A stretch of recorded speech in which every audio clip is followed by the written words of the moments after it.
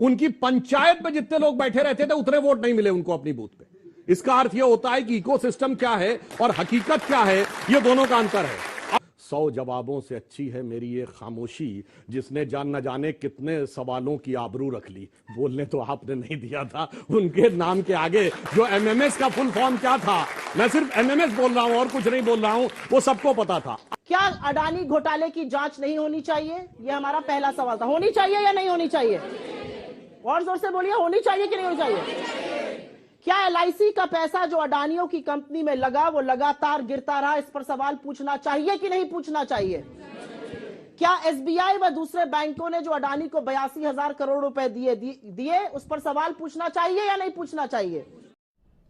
इस डिबेट में सुप्रिया श्रीनीत ने सुधांशु सर से सवाल पूछे और सुधांशु सर ने अपने जवाबों में सुप्रिया श्रीनीत को फंसा लिया और उनकी बोलती बंद कर दी।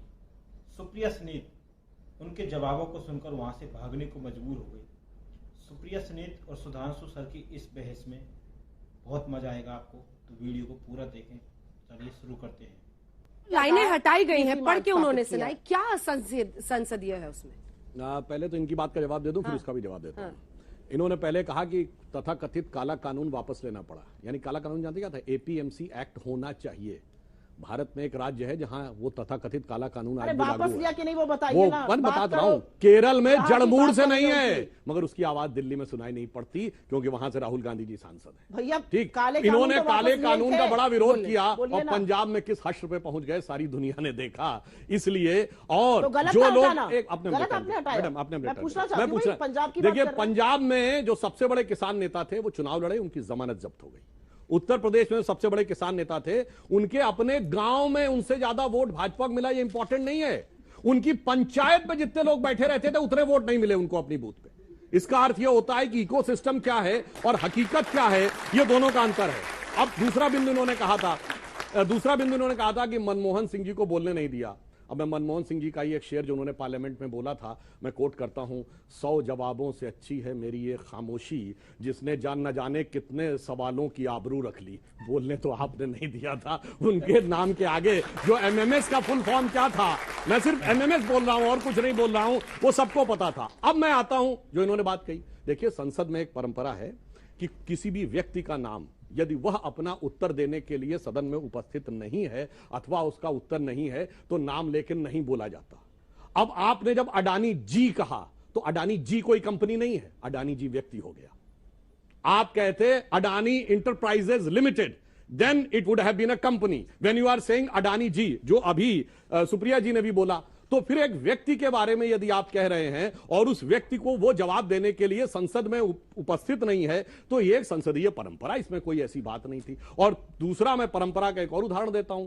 कोई ऐसा उदाहरण बताएं भारत के संसदीय इतिहास में अथवा विश्व के संसदीय इतिहास में जब किसी मीडिया में छपी एक स्टोरी के आधार के ऊपर जांच गठित हो गई हो और वो स्टोरी ऐसी हो जिसपे वो खुद वो कंपनी जांच के घेरे में हो। यूएस कोर्ट ने उन पर प्रतिबंध लगा दिया है, किसी अमेरिकी कंपनी को के ऊपर वो नहीं लिख सकते, मगर यहां भाई भाई कहते रहेंगे क्योंकि यूएस का प्रतिबंध तो है, मगर यहां वालों के साथ, तभी तो मैंने कहा विदेशी कॉन्स्पिरेसी की बात ऐसे ही नहीं कर रहे, गजब की जुगलबंदी है। यानी वहां पे अगर रोक भी लग जाएगी तो यहां से सुर तो बचता ही रहेगा। विदेशी एजेंसियों से आपकी जुगलबंदी, एलआईसी बोल चुकी है, उनकी बात को आप यहां मैग्नीफाई करते हैं राजनीतिक फायदे के लिए। नैतिक और दिमागी दिवालियापन पूरी भारतीय जनता पार्टी में दिख रहा है, तो उससे अछूते सुधांशु जी क्यों रहे? ये नैतिकता है और मैं नैतिकता से 10 सवाल बस पूछ रही हूं। छोटे छोटे सवाल हैं, इस जनता के सामने, इन युवाओं के सामने जरूर पूछने चाहिए। क्या अडानी घोटाले की जांच नहीं होनी चाहिए? यह हमारा पहला सवाल था। होनी चाहिए या नहीं होनी चाहिए?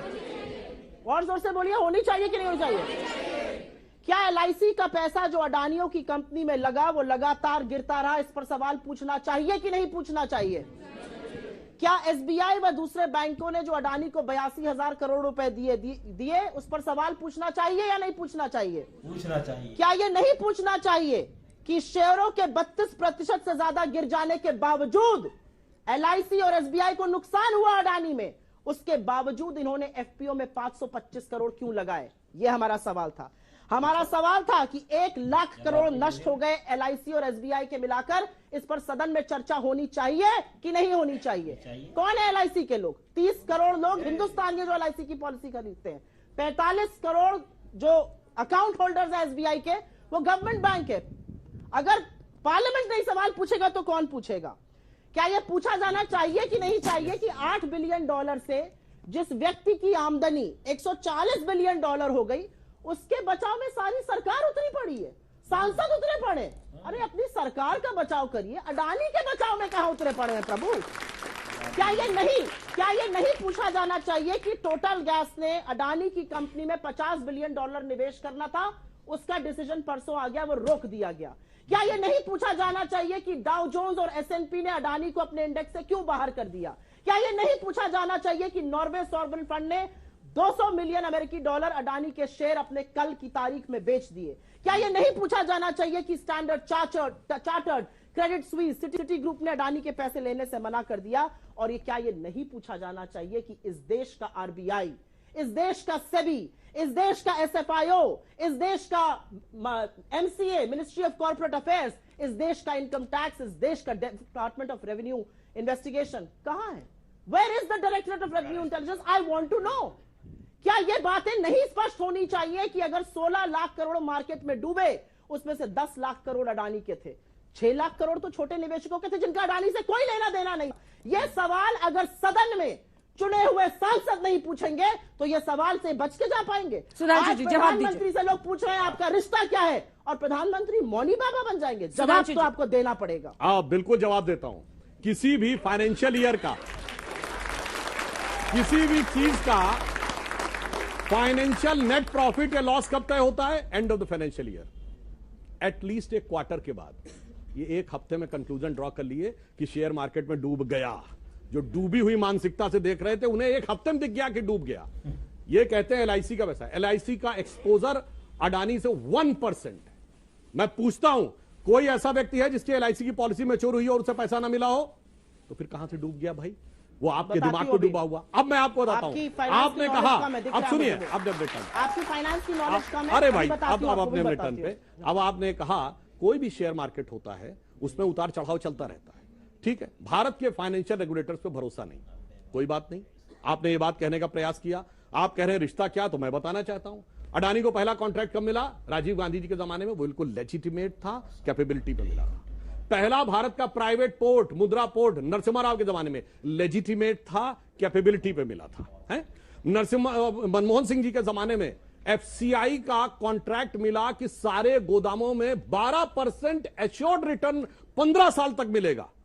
वो एकदम ईमानदारी से था और लेजिटिमेट था। पिछले 6 महीने में सबसे बड़ा इन्वेस्टमेंट अगर किसी एक राज्य में हुआ जिसने सैकड़ों एकड़ जमीन दी, वो था राजस्थान। 60,000 करोड़ का इन्वेस्टमेंट, वो ईमानदारी से मिला था, लेजिटिमेट था। जो माइन का कॉन्ट्रैक्ट छत्तीसगढ़ में मिला 11,000 करोड़ का, वो ईमानदारी से मिला, वो लेजिटिमेट था। सबसे बड़ा हाल के वर्षों में पोर्ट का कॉन्ट्रैक्ट कहां मिला?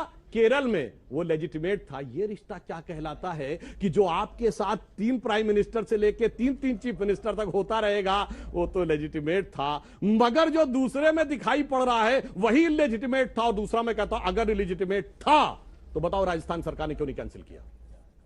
तो बताओ छत्तीसगढ़ की सरकार क्या कार्रवाई की है? तो बताओ केरल की सरकार क्यों नहीं कैंसिल कर रही है? इसे कहते हैं रिश्ता। तो यह है कि ऊपर से चिल्लाना है और पीछे से अंदर इन्वेस्टमेंट लाना है। इसी कारण से आपकी यह स्थिति होती है। और अब मैं एक टेक्निकल बात कहता हूं, अब मैं एक टेक्निकल बात सुनिए। हिंडनबर्ग एक विदेशी कंपनी है, ठीक है।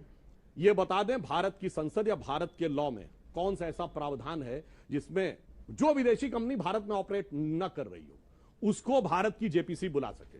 ये बता दें तो मैं इनकी बात को विचार करने को तैयार हूं।